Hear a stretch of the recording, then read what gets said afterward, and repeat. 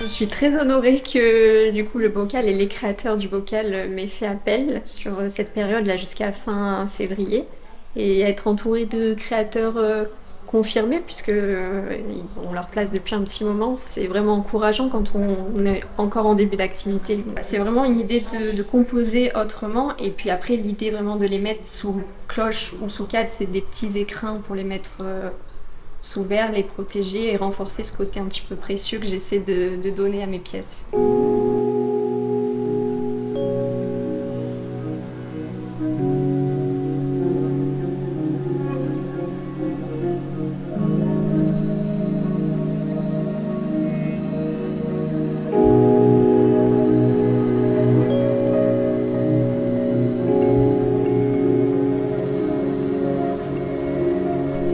Artisan, en tout cas créatrice textile, et ce que je peux dire aussi c'est créatrice textile d'objets poétiques et aussi messagers, je dirais.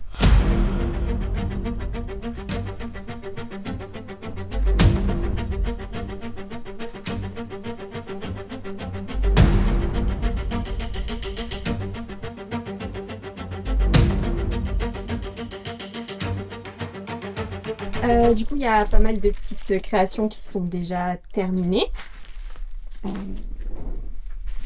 Ça démarre comment une création?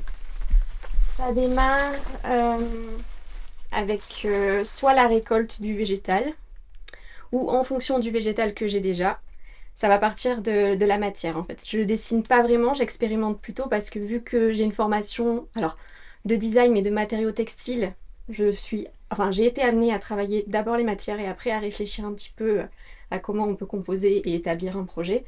Donc ça passe toujours par ça en premier. Donc je prends la matière et je vois en fonction de la matière, je vais sélectionner le fil, les couleurs de fil, même si j'ai une gamme de fils déjà bien définie. Et après, ça passe par des expérimentations pour voir un petit peu comment je peux assembler et composer ce que j'ai en tête.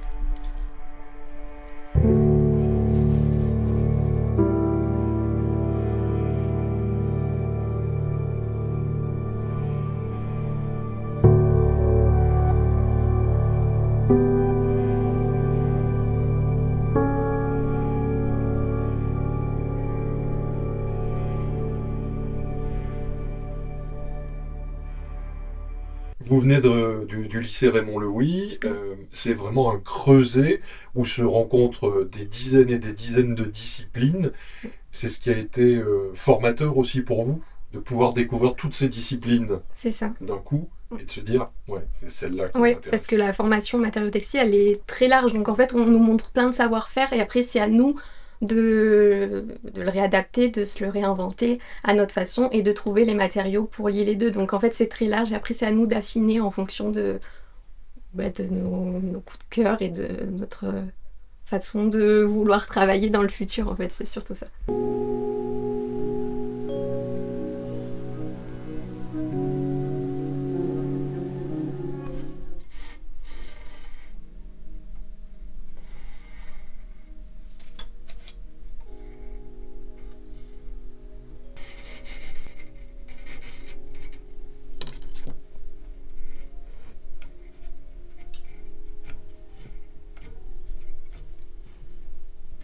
Donc c'est des petits outils en bois qui se composent de petites stries qui nous permettent de tendre nos premiers fils parce qu'avant de tisser, forcément il y a une première étape de montage du métier à tisser.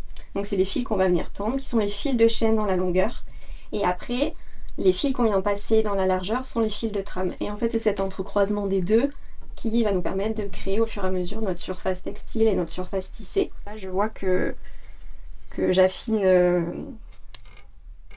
mon geste.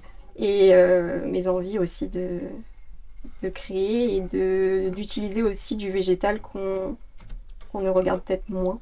Là, vous avez donc le tissage que je vous ai montré que je suis en train de faire, donc c'est dans la même idée. Et en fait, donc il y a 2 tissages différents. Donc je tisse à chaque fois les 2 parties sur le métier à tisser, mais donc il y a 2 ouvrages qui sont détachés du cadre. Vous avez une partie donc tissée, donc pareil avec des tiges de Lagurus et de Glycia. Et vous avez toute une partie de lin. Et donc là, j'ai utilisé autant la tige que la fleur.